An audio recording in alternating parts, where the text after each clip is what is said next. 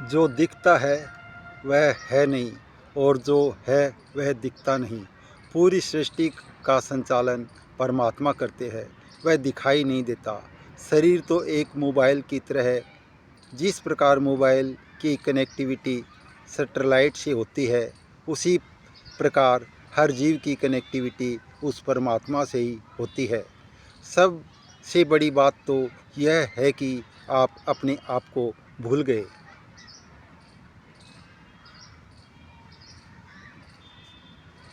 आप अलग हो और शरीर अलग है। आप रेलगाड़ी में सवारी करते हैं और सफ़र भी अनेक प्रकार के प्राणी मिलते हैं, वहाँ पर दोस्ती भी होती है। जो जीवन में घटनाएं घटित होती है वह सब कुछ रेलगाड़ी में होती है और आप किराया भी देते हैं और रेलगाड़ी में तकनीक भी खराबी आने पर वह रुक भी जाती है। आपको जहाँ जाना होता है वहाँ पर सभी मुसाफिर अपने अपने स्टेशन पे उतर भी जाते हैं। आप रेलगाड़ी में बैठे थे तो बैठने मात्र से आप रेलगाड़ी थोड़ी हो गए। इस प्रकार आप अलग है और आपका शरीर अलग है। इस ब्रह्मांड में 3 प्रकार के विचारों की शक्तिपुंज है: रचना, पालन और संहार। इन तीनों प्रकार के विचारों को ही ब्रह्मा, विष्णु और महेश का नाम दिया हुआ है। शरीर तो इन तीनों प्रकार के विचारों को ग्रहण करने का यंत्र है। इस यंत्र को काफ़ी शक्तिशाली बनाने के लिए योग की आवश्यकता है। योग और भोग दोनों एक दूसरे से विपरीत है। योग का अर्थ है जोड़ना और भोग का अर्थ है खर्च कर देना। चक्की में ऊपर से अनाज डाला और नीचे से निकाल दिया। शरीर इसी प्रकार शरीर रूपी यंत्र में मन रूपी राक्षस बैठा हुआ है।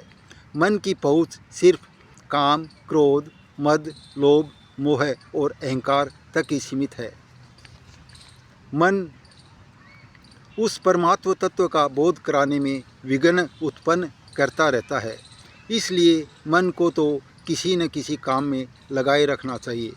एक गुरु ने एक चेले को मन रूपी राक्षस दिया और कहा, इसको किसी न किसी काम में लगाए रखना। गुरु की आज्ञा अनुसार चेले ने मन से अपने सारे काम करवा लिया। लेकिन गुरु ने कहा था, जब भी इसको खाली छोड़ दोगे तब यह तेरे को ही खा जाएगा। चेला परेशान होकर गुरु के पास गया। घबराकर, गुरुजी अब कुछ काम ही नहीं बचा। गुरु ने कहा कि जा यह खम्भ ले जा और उसे कहना कि इस खम्भे पर चढ़ और उतर। खम्भे पर चढ़ना और उतरने का मतलब है कि नाम जप करना। नाम जप करने से शरीर में अनर्गल विचार नहीं आते और अनेक प्रकार की बुराइयों से बच जाते हैं। और ज़रूरत पड़ने पर शास्त्र जिन कर्मों की करने की आज्ञा देते हैं वह कर्म करते रहे, जिससे परमात्मा की प्रसन्नता होती है। जिस प्रकार माता पिता को कोई छोटा बच्चा कुछ उठा कर दे तो कितने प्रसन्नचित्त होते हैं। लाइट, पानी और गैस का बिल जमा नहीं करने पर कनेक्शन काट दिया जाता है। आप भी तो ब्रह्मांड की उपस्थित उस परमात्मा की समस्त दी हुई प्राण वायु, सूर्य की रोशनी, शरीर आदि संपूर्ण वस्तुओं का सेवन करते हैं। कभी आपको यह ख्याल आया कि हम ईश्वर की समस्त चीज़ों का उपयोग करते हैं? अगर उसने अपना कनेक्शन हटा लिया तो क्या होगा? आखिर जाना तो उसी के पास में है सभी को। इसमें भी वह परमात्मा इतना दयालु है कि सिर्फ उसके नाम लेने मात्र से ही परमात्मा उस पर संपूर्ण न्योछावर हो जाते हैं। अपने से अपने को ही जानना का ज्ञान करा देते हैं। 20 विश्व की समस्त सिद्धियाँ उसके चरणों में न्योछावर कर देते हैं। पूरे संसार में जो कुछ की भी इस नेत्रों से दिखाई देता है वह सब कुछ नाशवान है। आप इस शरीर में पहले भी पिता के मस्तिष्क में विचार के रूप में थे और वही विचार समय आने पर शरीर के रूप में परिणित हो गया। यानी कि आप इस ब्रह्मांड में भाव रूप में पहले थे। जिस प्रकार सैटेलाइट को मोबाइल होने पर वह कुछ नहीं कर सकता, उसी प्रकार शरीर न होने पर भाव या विचार कुछ प्रकट अवस्था में नहीं आ सकते। शरीर के छूटने पर भी आप भाव रूप की किसी न किसी के शरीर में चिपक जाओगे। किसी संत ने कहा है कि अंत गता सो मता, यानी कि जीवन के अंत में जैसी भी भावना होती है वैसी ही जीव को गति हो जाती है। इसलिए शरीर रूपी यंत्र को इतना प्रबल बनाओ कि ब्रह्मांड में आज तक जिसने इस्तेमाल नहीं किया है उनको आप इस्तेमाल कर सको।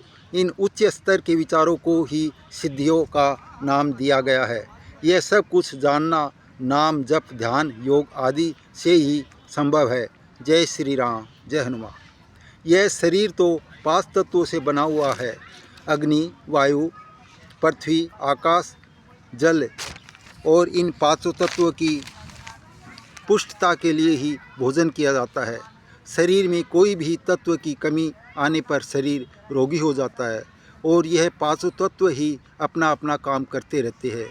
अगर शरीर में से एक भी तत्व की निकल जाए तो शरीर मर जाता है, यानी कि शरीर की सारी गतिविधि रुक जाती है। इसी को शरीर का मरना कहते हैं। लेकिन आप तो इस शरीर से अलग है। इस बात की पुष्टि के लिए जैसे स्वप्न में शरीर तो सोया हुआ रहता है और आप कहाँ कहाँ चले जाते हैं, क्या क्या देख लेते हैं, मालूम नहीं क्या क्या अनुभव कर लेते हैं। इस बारे में बोलना कठिन है, लेकिन जगने पर वह प्रतीति आपके मन में कंप्यूटर की तरह छप जाती है और सारी बातें जगने पर बताते हैं। इस बात से यह तो जानकारी मिलती है कि आपका होनापन शरीर से अलग है। यह बात पूर्ण रूप से तब समझ में आती है तब आप विभिन्न साधनाओं द्वारा इस बात को स्पष्ट कर लेते हैं कि जब चाहे शरीर में प्रवेश कर गए और जब चाहे शरीर को छोड़कर भ्रमण के लिए निकल गए। ये बात ऋषि मुनि अच्छी तरह से जानते हैं। इसी को सिद्ध पुरुष कहते हैं। इस ब्रह्मांड में अनंत आत्माएं विचरण करती है, लेकिन उनके योग्य शरीर रूपी यंत्र पात्र नहीं मिलता। जिस प्रकार मोबाइल की तरंगे रेडियो को नहीं पकड़ सकती, इसी नियम और संयम में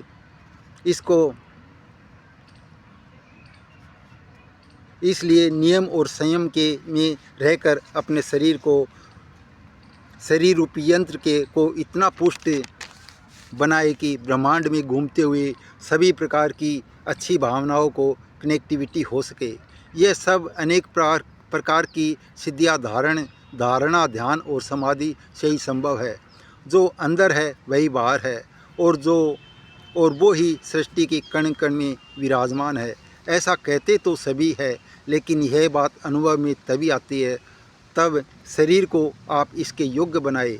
हर इंसान के दिमाग में पड़े हुए अनेक प्रकार के भावों का इस्तेमाल हो ही नहीं पाता और शरीर मर जाता है। लोग उसके योग्य बनना ही नहीं चाहते। आप लाइट का जो भी बटन दबाओगे उससे वही बल्ब जलेगा। इसलिए कहने का तात्पर्य यह है कि खंड सो ब्रह्मांड, जो भी कुछ इस ब्रह्मांड में है वही सभी कुछ इस शरीर रूपी यंत्र के दिमाग में भरा पड़ा है, जिसका पूर्ण रूप से प्रयोग नहीं हो पाता। यानी कि जन्म जन्मांतर की घटनाओं का स्वयं को पता चल जाता है। जैसे आपको पता है कि मोदी जी का ये फ़ोन नंबर है तो तुरंत ही नंबर दबाया और बात कर लेते हैं। इसलिए स्वयं को जानो और अपनी शक्तियों को पहचानो और ऐसा कार्य मत करो जो आपको बुरा लगे। नियम और संयम में ही सारी शक्तियाँ समाई हुई है। आपको सिर्फ एक बार पता चल गया तो फिर आपका भटकना बंद हो जाएगा और सभी कुछ अच्छा ही होगा।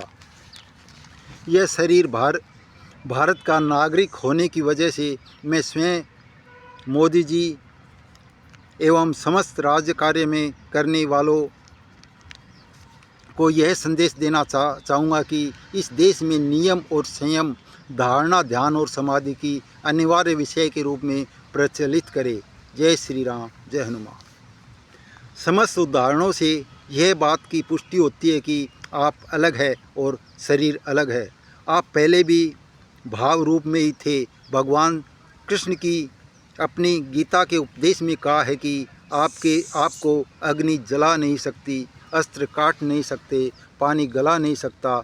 आप थे और आप है और आप रहेंगे। कृष्ण भगवान की सभी बातें भाव के ऊपर खरी उतरती है। इसीलिए कहते हैं कि भाव में ही भगवान बसते हैं।